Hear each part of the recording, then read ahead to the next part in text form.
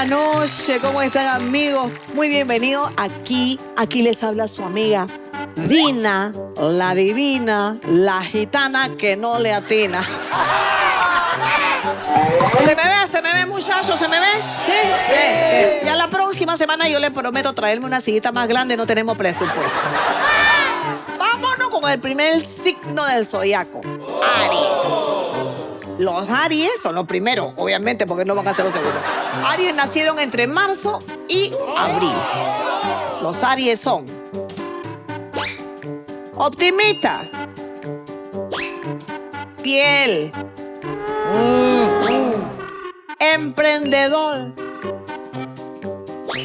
líder por naturaleza, muchacho, fíjate usted.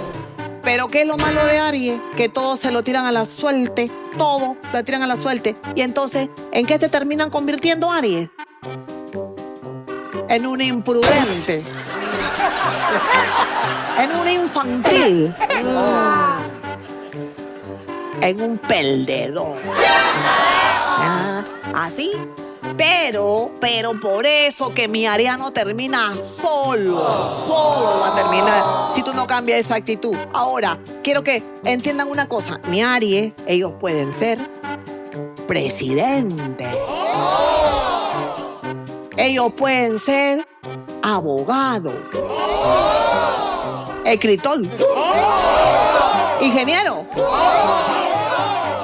o reciclador. Pero no se preocupe, porque mira, si usted está pasando toda esa cosita, usted lo que tiene que hacer es cambiarse para Tauro.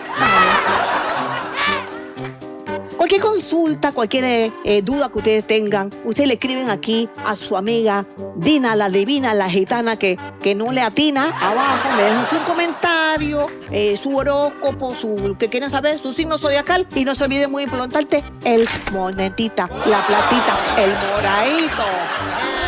Nos vemos la próxima semana con otra CIE, con más signos del zodiaco.